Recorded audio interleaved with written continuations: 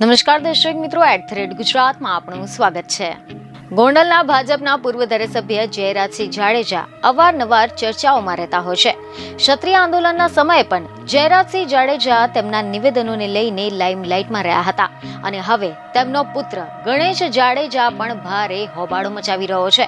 જૂનાગઢમાં દલિત સમાજના યુવાનનું અપહરણ કરી મારવાના આરોપ હેઠળ ગોંડલના ધારાસભ્યના પુત્ર ગણેશ જાડેજા ઉર્ફે ગણેશ ગોંડલ છેલ્લા 2 માસથી જેલવાસ ભોગવી રહ્યો છે.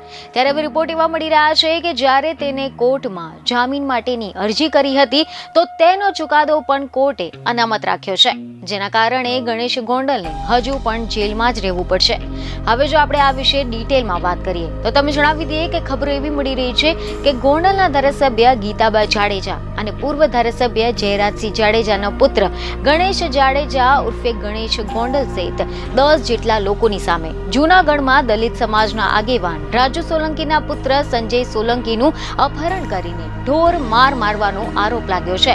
આ કેસમાં ગણેશ ગોંડલ અને તેના સાગરીતો હાલ તો જેલમાં છે. ત્યારે આવામાં ગણેશ ગોંડલે કોર્ટમાં જામીન માટે અરજી કરી હતી, જેના પર જૂનાગઢ સેશન કોર્ટે બંને પક્ષની દલીલો સાંભળી અને ચુકાદો અનામત રાખ્યો હતો. આ કેસમાં આગામી સુનાવણી 27મી ઓગસ્ટના રોજ હાથ ધરવામાં આવશે. એટલે કે ગણેશ ગોંડલને હજુ પણ જેલમાં જ રહેવું પડશે. બીજને ખબર સાથે ફરી મળીશું. ધન્યવાદ.